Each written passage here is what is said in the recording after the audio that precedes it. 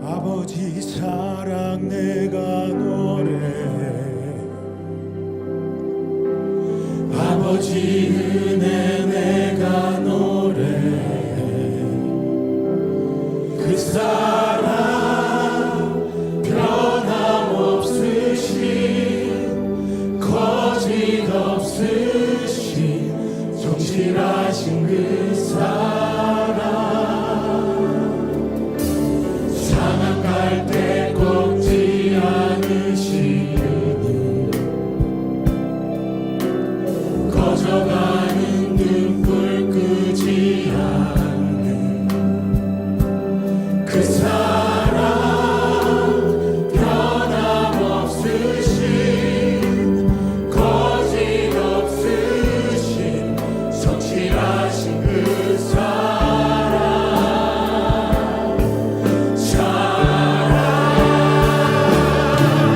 그 사랑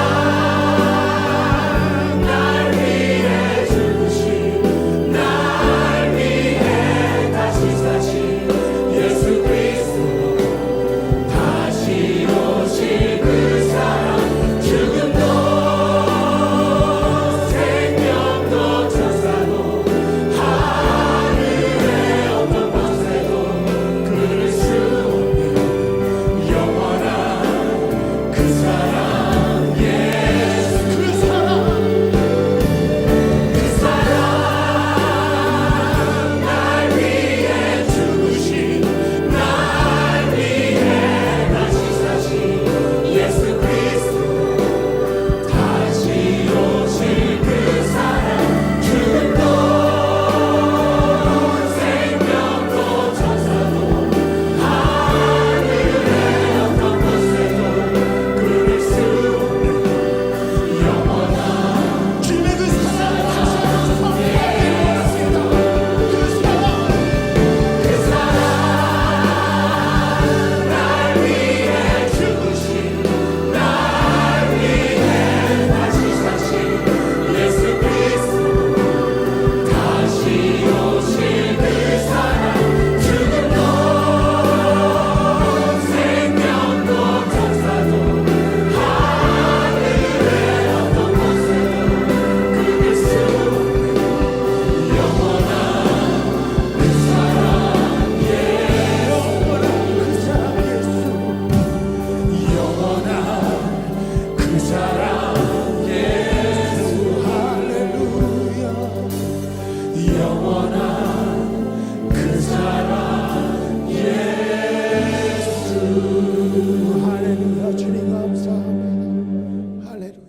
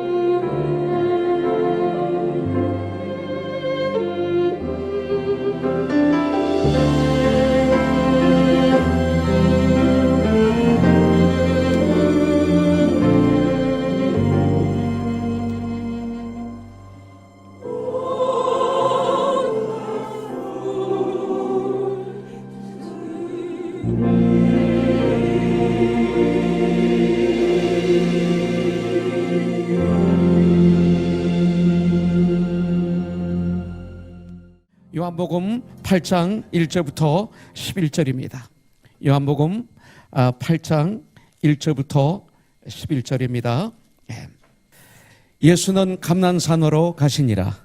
아침에 다시 성전으로 들어오시니 백성이 다 나오는지라 앉으사 그들을 가르치시더니 서기관들과 바리새인들이 음행 중에 잡힌 여자를 끌고 와서 가운데 세우고 예수께 말하되 선생이여 이 여자가 가늠하다가 현장에서 잡혔나이다.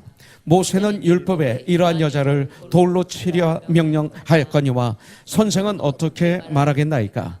그들이 이렇게 말하면 고발할 조건을 얻고자 하여 예수를 시험함이러라. 예수께서 몸을 굽히사 손가락으로 땅에 쓰시니 그들이 묻기를 마지 아니하는지라. 이에 일어나 이르시되 너희 중에 죄 없는 자가 먼저 돌로 치라 하시고 다시 몸을 굽혀 손가락으로 땅에 쓰시니 그들이 이 말씀을 듣고 양심의 가책을 느껴 어른으로 시작하여 젊은이까지 하나씩 나가고 오직 예수와 그 가운데 서는 여자만 남았더라. 예수께서 일어나사 여자 외에 아무도 없는 것을 보시고 이르시되 여자여 너를 고발하던 그들이 어디 있느냐? 너를 정죄한 자가 없느냐? 대답하되 주여 없나이다. 예수께서 이르시되 나도 너를 정죄하지 아니하노니 가서 다시는 죄를 범하지 말라 하시니라. 아멘. 예수님은 또 아침에 다시 성전에 들어오십니다. 많은 백성들이 주님 앞에 나왔다고 그랬어요.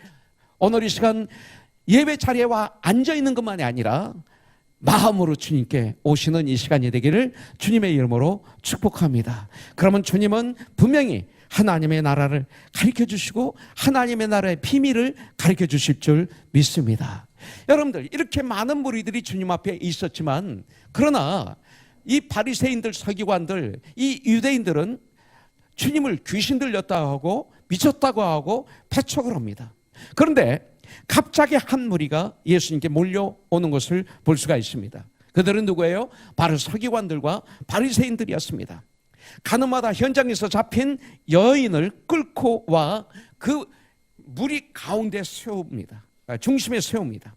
4절 5절에 보니까 예수께 말하되 선생이여 이 여자가 가늠하다가 현장에서 잡혀나이다. 모세는 율법에 이러한 여자를 돌로 치라 명하였거니와 선생은 어떻게 말하겠나이까? 이렇게 질문합니다. 자, 이 질문에는 엄청난 함정이 있습니다. 예수님이 엄청난 어려움에 처하신 것입니다. 그들이 여인을 예수님께 데려온 것은 정말 주님께 가르침을 받으려고 데려온 거 아니죠. 성경에 보니까 주님을 고소하여 주님을 죽일 조건을 찾기 위해서 데리고 왔다고 성경에는 기록되어 있습니다. 그런데 가늠하다 현장에서 잡혔다면, 중요한 것은 가늠하다 현장에서 잡혔다면 여인만 데려오면 안 됩니다. 성경에 보면, 구약에 보면 여자와 남자를 같이 데려와야 됩니다. 여자와 남자도 잡혀와야 되는데 여기 남자는 없다는 것입니다. 이것은 뭐냐면 그들이 얼마나 간교한 자인지를 보여주고 있는 거죠. 그리고 이 재판이 잘못된 재판이라는 것을 보여주고 있는 장면입니다. 특별히 3절에 보면 바리새인들은 엄격한 유대인들입니다. 율법주의자들입니다. 바리새인들은 하나님 말씀을 통달하는 자들이라고 볼 수가 있습니다. 또 서기관들은 종교 지도자들입니다. 성경의 권위자들입니다. 그런 그들이 율법 조문을 몰라서 물으러 온 것은 절대로 아닙니다. 예수님을 잡아서 죽일 제목을 찾기 위해서 온 것을 우리가 알 수가 있죠. 자, 이들의 질문에는 두 가지 함정이 있습니다. 율법에는 가늠한 여자와 남자를 둘이 다 해요. 여자와 남자를 돌로 쳐 죽이게 되어 있습니다. 그러나 당시 로마법에는 어떤 사형 선고든지 로마 정부의 승인 없이는 사형 집행을 할 수 없게 되어 있습니다. 만일 예수님이 죽이라고 판결을 내린다면 로마법에 위배가 되는 거예요. 그래서 로마법을 들어서 예수님을 고발할 것이고, 죽이지 말라 한다면 하나님 말씀, 이 율법을 들어서 죽이려 하기로 결정을 한 것입니다. 그들은 이 율법을 이용해서, 구약 말씀을 이용해서 자신들이 원하는 것들을 이루려 하고 있습니다. 우리도 깨어있지 않으면 하나님 말씀을 이용해서 내가 원하는 걸 이루려고 하는 경향이 우리 안에 있습니다. 그렇기 때문에 우리의 기도 중에 많은 기도가 하나님 말씀을 이용해서, 기도를 하는 것을 이용해서 내가 원하는 걸 이루려고 하는 경향이 있다는 거죠. 깨있지 않으면 아주 무서운 함정입니다. 자, 그들은 항상 자기들은 옳지만 다른 사람들은 다 틀리다고 믿었습니다. 이것이 바로 그들의 특징입니다. 그런데 이것이 그들의 특징만이 아니라 죄를 지고 이 땅에 온 모든 사람들의 특징입니다. 그래서 깨있지 않으면 저와 여러분들이 이 함정에 빠질 수가 있는 것이죠. 자, 이 땅에서 가장 불쌍한 사람이 누구예요? 가장 불행한 사람이 누굴까요? 성경을 묵상하다 보면 이렇게 얘기할 수가 있어요. 그럼 오늘 말씀을 통해서 보면 자신이 어떤 존재인지 모르고 살아가고 있는 사람들, 내가 어떤 존재인지 모르고 그냥 살아가고 있는 사람들, 이 사람이 불행한 사람들입니다. 여러분들, 이 땅을 살아가는 목적을 아는 사람들이 행복한 사람입니다. 진리를 안다고 하면서도, 예수님을 정확하게 안다고 하면서도 사실은 진리가 무엇인지 모르는 사람, 참 불행한 사람입니다. 특별히 여인을 끌고 온 서기관들과 바리새인들은 너무나 불행한, 불쌍한 사람들이었습니다. 비록 죄를 범한 여인이지만 여러분들, 이 여인을 예수님을 고소하여 죽이려 하는 도구로 사용하는 잔인한 사람들이 바로 이분들이에요. 여러분들, 깨있지 않으면 우리가 이런 잔인한 사람이 될 수가 있어요. 그런데 주님은 어떻게 이 무서운 함정을 통과하시면서 오히려 축복의 도구로 사용하셨는가, 이걸 우리가 이제 알아야 돼요. 자, 예수님의 방법, 이런 어려운 함정을 축복으로 바뀌는 방법, 주님의 방법. 자, 지금 주님은 이럴 수도 저럴 수도 없는 위험한 순간에 계십니다. 이 가늠한 여인, 당시 가늠한 여인은 돌에 맞아 죽는 시대였습니다. 여인의 걸어온 삶의 과정은 성경에 정확하게 설명을 안 해서 잘 모릅니다.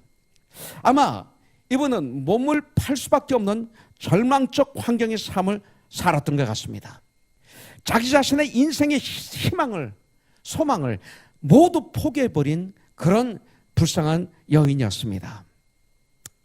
이 여인은 바로 예수님이 필요한 사람이었죠. 왜? 다른 것으로서는 해결할 수가 없는 겁니다. 예수님이 필요한 사람이었어요.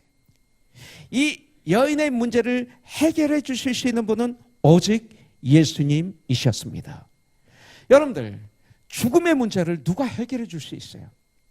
예수님이에요. 이것을 믿으면 믿는 자고 믿지 않으면 불신자예요. 믿지 않은 이유는 뭐예요? 내가 배운 가짜난 지식 때문에 그런 거 아니에요? 네. 예수님만이 죽음의 문제를, 예수님만이 죄의 문제를 해결해 주실 수 있는 분이기 때문에 이 여인은 예수님이 필요한 거예요.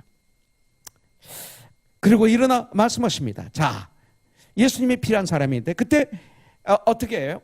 바로 그 바리새인들과 서기관들의 그 아주 교묘한 질문에 주님은 즉시 말씀을 나누시는 것이 아니라 몸을 굽히셔서 손가락으로 땅에 글씨를 쓰셨습니다.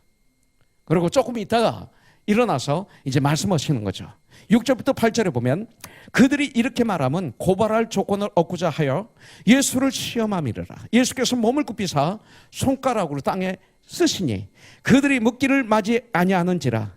이에 일어나 이르시되 너희 중에 죄 없는 자가 먼저 돌로 치라 하시고 다시 몸을 굽혀 손가락으로 땅에 쓰시니, 이렇게 말씀하고 있습니다. 자, 7절에 보면 너희 중에 죄 없는 자가 먼저 돌로 치라고 말씀하셨습니다.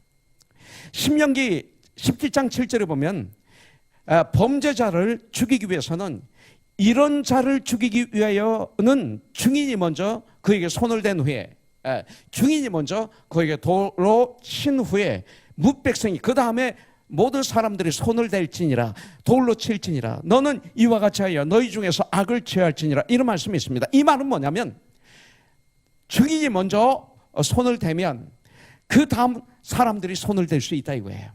자, 이건 뭐냐면, 자, 돌에 맞아 죽은 그 사람이 억울하게 죽은 것을 나중에 알게 되면 제일 먼저 돌을 집어서 던졌던 그 증인이 책임을 져야 되는 거예요. 그 다음부터 돌을 던진 사람은 책임이 없어요. 그것을 우리가 알고 있어야 돼요. 그러면서 주님은 다시 몸을 굽히고 그리고 손가락으로 땅에 글씨를 쓰셨습니다. 여기에 7절에 보면 그들이 계속 재촉하는 모습을 볼 수가 있어요. 허리를 굽혀서 땅에 글씨를 쓰시는데 그런 주님을 향해서 그들은 막 지금 재촉하는 거예요. 막 빨리 얘기해라, 빨리 얘기해라. 생각을 기회를 주지 않는 거예요. 하나님께 기도할 수 있는 기회를 주지 않는 거예요. 바로 이럴 때 승리하는 비결, 주님은 즉시 말씀하지 않으셨다. 이걸 우리가 알아야 돼요. 주님은 즉시 말씀하지 않으셨다. 즉시 나의 감정을 폭발하고 내 생각, 내 방법, 나의 지식, 나의 경험 등을 말씀하지 않으셨다. 이것이 승리하는 비결이에요. 저와 여러분들은 때때로 즉시 반응함으로 얼마나 많은 손해를 받습니까? 아주 중요한 거예요. 주님은 즉시 말씀하지 않으셨어요. 이것이 승리의 비결이에요. 두 번째, 기도하시는 시간이었을 거예요. 그 시간이. 기도하시는 시간. 우리들은 말하기 전 기도해야 할 시간이 필요한 거예요. 저와 여러분들이. 주님은 무시로 기도하시면서 우리들에게 본을 보여주신 거예요. 하나님이신 예수님이 그냥 하시면 되는 거예요. 하나님이시니까. 그런데 모든 일을 기도로 하셨어요. 그것은 뭐냐면 너희들 이렇게 하면 승리할 수 있다. 우리에게 가르쳐 주시는 거예요. 도저히 해결할 수 없는 상황을 만났을 때 이길 수 있는 방법, 기도라는 거예요. 기도. 여러분들 그렇기 때문에 우리 주님은 마태복음 26장에 보면 예수님이 마지막 체포당하시고 고난을 당하시고 수모를 당하시고 십자가 달려 그 서른 앞에 채찍에 맞으시고 가시면류관을 쓰시고 얼마나 고통스러워요. 인간이 이건 겪을 수 없는 고통에 아무 죄도 없으신 예수님이 나를 위해서 나를 너무나 사랑하시기 때문에 겪은 고통 수치 아닙니까? 그리고 십자가 달려 양팔에 못 양발에 못 그리고 머리 가시관 옆에 창으로 깊이 찔려서 물과 피를 다 쏟으시고 죽으시는 예수님, 그 고통, 그리고 3일 만에 부활하시는 예수님, 바로 이 엄청난 이 땅에 오신 마지막 구원을 이루는 이 마지막 사역을 감당하시기 전에 주님은 겟세마네 동산에서 피땀을 흘리면서 기도하셨잖아요. 아버지, 할 수만 있으면 이 잔을 나에게서 지나가게 하여 주시옵소서. 그러나 내 뜻대로 하지 마시고 아버지 뜻대로 하여 주시옵소서. 그런데 세 번째 기도는 뭡니까? 아버지여, 내가 받겠나이다. 기도는 이런 능력을 주는 거예요. 기도는 내 뜻이 아버지 뜻으로 바뀌게 해주는 거예요. 기도는 두려움을 몰아내는 놀라운 천국의 무기인 거예요. 이것을 통해서 주님은 너 이렇게 하면 승리할 수 있어 가르쳐 주시는 거죠. 예수님의 말씀을 듣고 사람들은 양심의 가책을 느끼게 됩니다. 그리고 바리새인들과 서기관들은 물론 군중들까지 정죄의 돌멩이들을 버리고 하나씩 둘씩 자리를 뜨기 시작합니다. 여러분들, 이제 예수님과 여인만 남게 된 거예요. 예수님은 여인에게 물으십니다. 10절에 보니까 예수께서 일어나서 여자 외에 아무도 없는 것을 보시고 이르시되 여자여, 너를 고발하던 그들이 어디 있느냐? 너를 정죄한 자가 없느냐? 너무나 지혜로우세요. 예수님은 다 아시면서도 이 여인에게 물으시는 것입니다. 예수님이 다 알면서도 이 여인에게 물었어요. 그 이유는 뭐냐면 스스로 사방을 둘러보고 확인함으로써 이 여인, 가만히 보세요. 지금 이 여인이 마음이 어떨까요? 가늠하다 현장에서 잡혔을 때 얼마나 놀랐을까요? 난 이제 끝났구나. 하늘이 무너지는 것 같았겠죠. 앞이 캄캄했겠죠. 돌에 맞아 죽을 생각하니까 얼마나 두렵고 떨리고 무서웠겠습니까? 그런 상태에서 지금 떨고 있는 거예요. 지금 현재까지도 제가 보기에는 떨고 있는 거예요. 그런데 그 여인에게 이렇게 질문하시는 거예요. 그래서 눈을 뜨고 사방을 둘러보니까 아무도 없어요. 아무도 없어요. 그러니까 주여 없나이다 이렇게 된 거예요. 그 순간 뭐가 있었을까요? 그 공포가 물러가고 두려움이 물러가고 평화가 임했겠죠. 그 여인의 심령에 평화가 은혜가 임하게 도와주시는 주님의 지혜를 여기서 볼 수가 있는 거죠. 그러면서 11절에 대답하되 주여 없나이다. 예수께서 이르시되 나도 너를 정죄하지 아니하노니 가서 다시는 죄를 범하지 말라. 이렇게 말씀하십니다. 사람들은 이 여인을 비판하고 정죄했지만 예수님은 이 여인을 용서하시고 회복시켜 주십니다. 죄를 시인하면, 인정하면 성경은 하나님은 용서하십니다. 용서함을 받는 유일한 비결은 죄를 시인하는 것입니다. 그렇다면 이제 하나 더 보도 끝내도록 하겠습니다. 참된 용서, 참된 변화가 있으려면 어떻게 해야 되는가, 이거예요. 이제 자, 하나님의 말씀이 하나님의 양심입니다. 이 말씀에 나를 비춰보면, 나의 양심을 비춰보면 우리 모두는 가늠하다 현장에서 잡힌 이 여인처럼 돌에 맞아 죽을 수밖에 없는 죄인이라는 걸 절실하게 알게 됩니다. 그렇다면 어떻게 하면 죄 용서함을 받고 변화된 삶을 살 수 있을까? 어떻게 하면 현재 구원을 누리면서 살 수 있을까? 오늘 말씀을 통해서 보면 첫째는 나의 죄를 시인하고 나의 죄를 고백해야 돼요. 하나님께. 그리고 성도에게도 고백해야 돼요. 사실은 서로들 죄를 고백하고 이렇게 성경이 나와 있어요. 하나님께만 고백한다고 되는 건 아니에요. 참 회개를 해야 돼요. 로마서 3장 10절에 보면 기록된 바 의인은 없나니 하나도 없으며 그랬어요. 죄를 시인하기 위해서는 어떻게 해야 돼요? 겸손해져야 돼요. 낮아져야 돼요. 하나님의 은혜가 임하야만이 죄를 시인할 수 있는 거 아세요, 여러분들? 그렇잖아요? 그렇지 않으면 죄를 시인할 수가 없어요. 왜냐하면 하나님의 은혜가 임하지 않으면 나는 교만 덩어리니까. 나잖아요. 세상은 나예요. 성령 충만할 때 나는 이런 죄인이었습니다. 그런데 하나님의 은혜로 이렇게 되는 거죠. 하나님의 은혜가 임하면 내가 얼마나 더러운 죄인인가를 알게 되는 거예요. 그때 이제 시인하게 되는 거죠. 로마서 1장 21절부터 23절 25절에 보니까 하나님을 알되 하나님을 영원하게도 아니하며 감사하지도 아니하고 오히려 그 생각이 허망해지며 미련한 마음이 어두워져나니 22절 스스로 지혜 있다 하나 어리석게 되어 23절 썩어지지 아니하는 하나님의 영광을 썩어질 사람과 바꾸고 새와 짐승과 기어다니는 동물 모양의 우상으로 바꾸었느니라. 이렇게 말씀하고 있어요. 25절에 보면 이는 그들이 하나님의 진리를 거짓 것으로 바꾸어 피조물을 조물주보다 더 경배하고 이 천지만물을 창조하신 창조주 하나님보다 피조물을 하나님이 창조하신 그것들을 더 경배하고 섬깁니다. 주는 곧 영원히 찬송할 이시로다. 아멘. 그랬어요. 이 말씀을 통해서 보면 세 가지가 있어요. 21절에 보면 첫째는 하나님을 인정하지 않는 죄. 이게 무서운 죄예요. 하나님이 없다 하는 죄. 자, 두 번째는 23절에 보면 하나님을 하나님으로 섬기지 않는 죄예요. 하나님을 하나님으로 섬겨야 돼요. 알면 섬겨야죠. 마귀는 예수님이 하나님의 아들인 걸 알죠. 그러나 섬기지 않죠. 죽이려고 하죠. 이게 마귀 속성이에요. 알면 섬겨야 되는 거예요. 세 번째 25절에 보면 하나님의 뜻대로 살지 않는 죄인들이에요. 이 세 가지. 우리들이 죄가 용서받는 유일한 길은 하나님 앞에 나와서, 예수님 앞에 나와서 나의 죄를 시인하고 고백하는 거예요. 참된 회개예요. 회개를 하고 난 다음에는 두 번째는 주님의 용서해 주심을 받아들여야 됩니다. 주님의. 자, 예수님께서 내 죄를 용서해 주시기 위해서 십자가에서 피를 흘려 죽으셨음을 믿어야 돼요.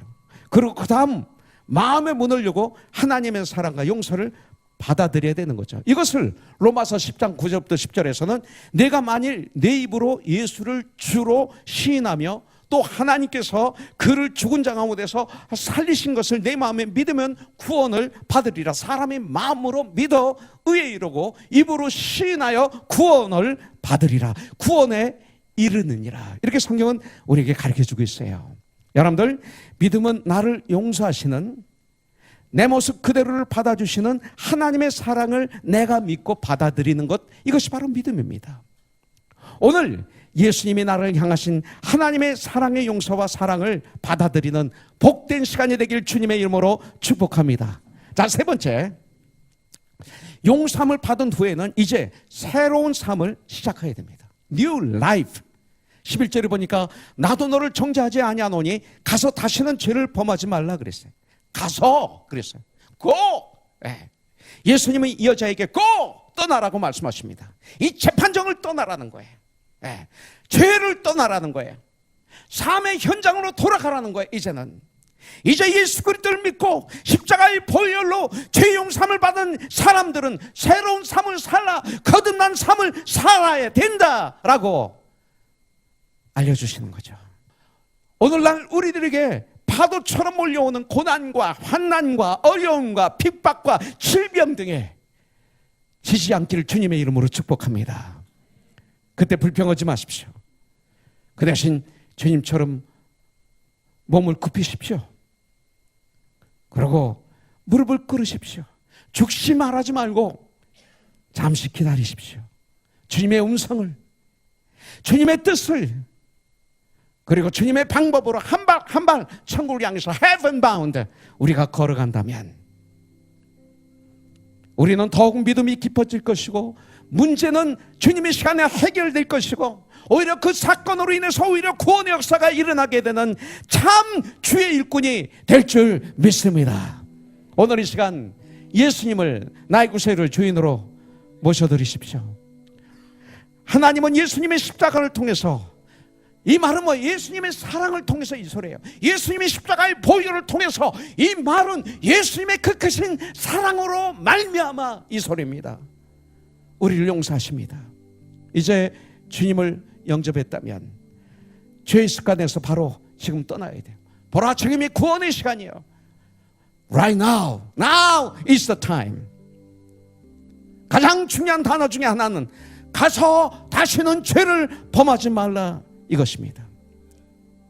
가나마다 현장에서 잡힌 이 여인을 용서해 주시면서 11절에 보니까 나도 너를 정죄하지 아니하노니 가서 다시는 죄를 범하지 말라. 고 삶 속에 가서 용서받은 우리들, 회복된 우리들, 이 말씀이 너무나 중요합니다. 오늘 이 시간 육신의 질병에서 회복되는 시간이 되기를 주님의 이름으로 축복합니다. 경제적으로도 주 안에서 회복되기를 축복합니다. 나의 믿음도 이 시간 회복되기를 주님의 이름으로 축복합니다. 네, 그 다음 Go from now on sin no more. 가서 다시는 죄를 범하지 말라 각인시키시길 바라겠습니다. 그 다음에 12절에 보니까 예수께서 또 말씀하여 이르시되 나는 세상의 빛이니 나를 따르는 자는 어둠에 다니지 아니하고 생명의 빛을 얻으리라. 바로 이어서 선포하시는 겁니다. 생명의 빛을 얻으리라. 기도하겠습니다.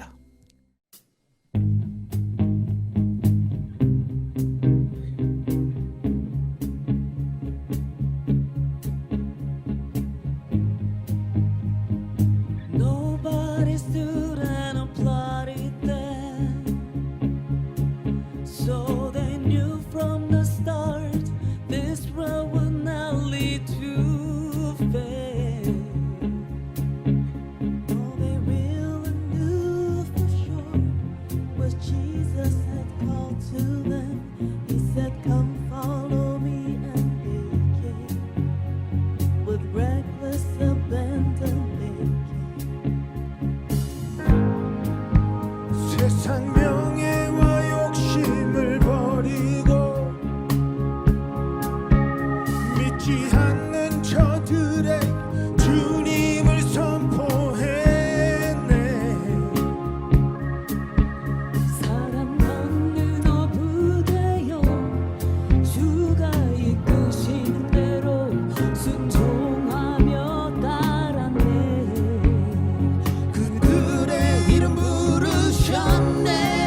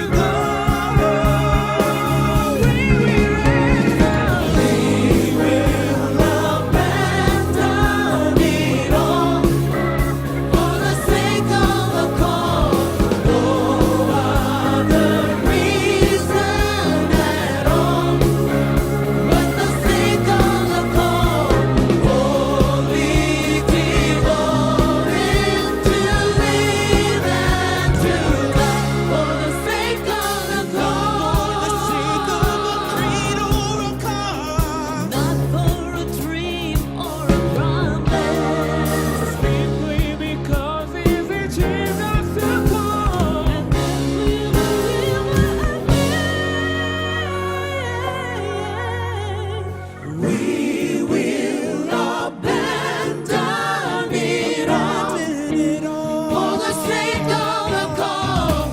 No other reason at all but the sake of the call. We will abandon it all for the sake of the call. No other reason at all but the sake of the call. Holy, holy, to live and to love for the sake of the call.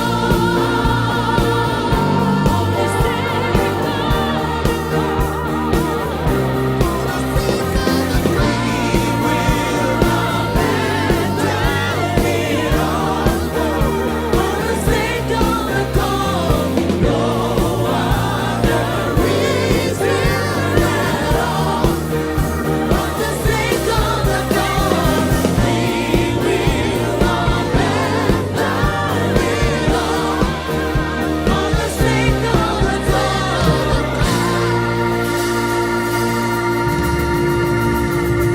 할렐루야. 주님을 찬양합니다.